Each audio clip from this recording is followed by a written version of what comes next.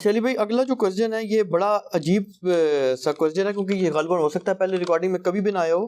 یہ آج کے دن کی مناسبت سے بھی دلچسپ سوال ہے، ریلیٹڈ ہے. اگرچہ آج حضرت عمر رضی اللہ عنہ کا آپ کی تحقیق کے مطابق تو یوم شہادت نہیں ہے، لیکن بہرحال منایا تو جاتا ہے. تو اس کے حوالے سے یہ سوال ہے کہ انٹرنیٹ پر دیکھا ہے تو یہ جو غالی رافضی ٹائپ حضرات ہیں، ان کی طرف سے ایک بڑا عجیب و غریب اعتراض آیا ہے.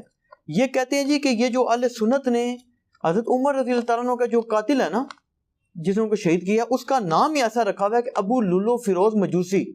وہ کہتے ہیں جی ایسا لگتا ہے کہ اس کا وہ جیسے اس کے نام کا پارٹ مجوسی ہے. تو یہ کہتے ہیں جی کہ ہمارا ان سے یہ عقلی اعتراض ہے کہ مجوسی بندے کا پہلے تو مدینہ میں کام کوئی نہیں، دوسرا وہ مسجد نبی میں پہلی صف میں کر کیا رہے، اور بعد میں دوسرا اعتراض انہوں نے یہ کیا کہ جو تاریخی حوالے انہوں نے بے شمار پیش کی ہے کہ جو پاکستانی عالمی ہیں انہوں نے حوالے پیش کیے. انہوں نے کہا جی کہ یہ جو ہے نا، یہ بعد میں ان کی جو ایک بیٹی بھی تھی 6 سالہ، وہ بھی مسلمان تھی، تو وہ 6 سال کی بچی مسلمان کیسے تھی، پھر اس کو بھی قتل کر دیا، پھر رمضان باقی سٹوریوں کو نہیں ہم مانتے، جتنی بات ہے ہم اس کو ڈیفینڈ کرتے ہیں. صحیح بخاری میں حضرت عمر کی شہادت کا جو واقعہ ہے 3700 نمبر حدیث تفصیلی ہے. اس میں جب حضرت عمر کو زخم لگا ہے تو انہوں نے پہلا سوال یہ کیا ہے کہ یہ میرے پہ حملہ کرنے والا مسلمان ہے یا کافر؟ تو بتایا گیا مجوسی غلام ہے، کافر ہے. تو انہوں نے اللہ کا شکر ادا کیا کہ میری وجہ سے کوئی مسلمان جہنم میں نہیں جائے گا، کیونکہ ایک مسلمان کا دوسرے کو قتل کرنا جہنم میں لے جانے والا عمل ہے. تو یہ بخاری کے اندر ہی موجود ہے کہ وہ مجوسی تھا. یہ اہل سنت نے خود سے نہیں گھڑا، یہ صحیح بخاری کے اندر موجود ہے. کیونکہ آپ بخاری سے قتل کا واقعہ بتا رہے ہیں تو بخاری میں یہ موجود ہے کہ مجوسی تھا. دوسرا آپ کا یہ سوال کہ مدینے میں غلام کیا کر رہے ہیں، تو اسی کے اوپر ہی تو حضرت عمر نے کہا تھا کہ میں نے منع کیا تھا کہ ان مجوسی غلاموں کو مدینے میں نہ لاؤ. اور آپ کو پتا ہے اس کے بعد پھر ان کو یہاں سے نکالا گیا جو کافر تھے، کیونکہ حضرت عمر کو خدشہ تھا کہ یہ پرشین امپائر کے گرنے کا بدلہ مجھ سے لیں گے. ظاہر ہے ان کے دلوں میں غم تھا. تو غلام آئے ہوئے تھے نا، غلام کے لیے مسلمان ہونا شرط نہیں ہے. ہم کوئی غلام ہیں، ہاں، غلام کے لیے مسلمان ہونا شرط نہیں ہے. کافر بھی غلام تھے مسلمانوں کے. یہ وہ ہوتے تھے جو جنگوں کے دوران قیدی بنائے جاتے تھے، مسلمان انہیں غلام بناتے تھے. اور ان کی عورتیں جو جنگ لڑنے آتی تھیں وہ مسلمانوں کی لونڈیاں ہوتی تھیں، جو جنگ لڑنے آتی تھی. جو پیچھے علاقوں میں تھی وہ نہیں.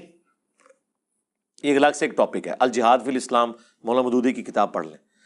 تو وہ غلام جب مسلمان لے کے آتے تھے تو ان کو زبردستی کلمہ نہیں پڑھاتے تھے، خود اخلاق سے متاثر ہو جائیں الگ بات ہے. وہ کافر ہی ہوتے تھے تو مدینے میں تھے، اس کے بعد پھر نکالے گئے اس واقعے کے بعد. اچھا، اب آپ نے جو یہ بات کی کہ مسجد میں نماز پڑھتا، مجھے بتائیں کوئی سی سی ٹی وی کیمرہ ہے مسجد کے اندر؟ فجر کا وقت ہے، مسجد میں کوئی نہیں لگی ہوئی لائٹنگ بھی نہیں ہے. آج کے زمانے میں بھی آپ کسی گاؤں کی مسجد میں جہاں لائٹیں نہ ہو، آپ اس کو چھوڑ دیں کوئی جانور بھی مسجد میں لے جائیں تو پتہ نہیں چلے گا جب تک کہ کسی کو نظر نہ آ جائے.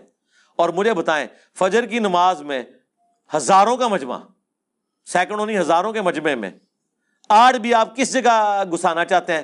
میں کسی پادری کو کسی مسلمانوں کی مسجد میں بھیج دیتا ہوں تو آپ یہ کہیں گے پادری مسجد میں کیسے آ گیا؟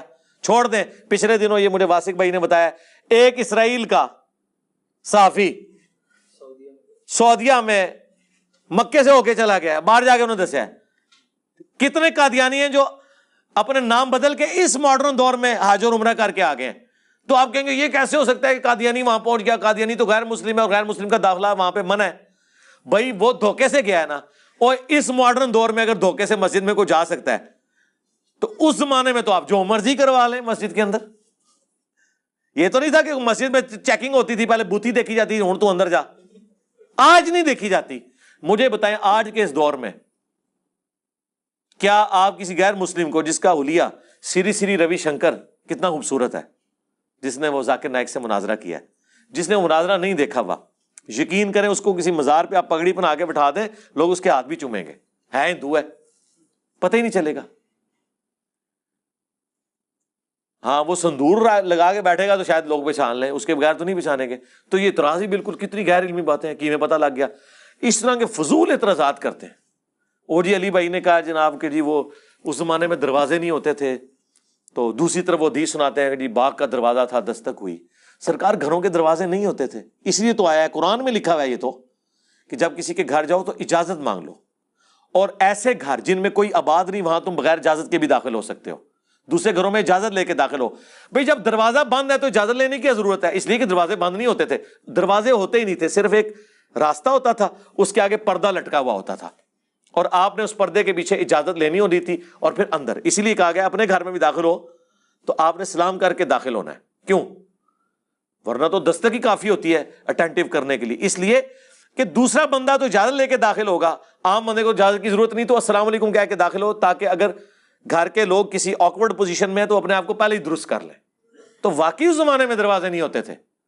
ٹھیک ہے, اسی لیے تو حضور علیہ السلام کے چرپائی کے نیچے وہ کتے کا بچہ چلا گیا تھا, مدینے کا کتا, سگے مدینہ, تو حضرت جبرائیل انٹر نہیں ہو رہے تھے. صحیح مسلم میں آتا ہے, جب نکالا تو حضرت جبرائیل علیہ السلام ہے, اوریجنل سگے مدینہ.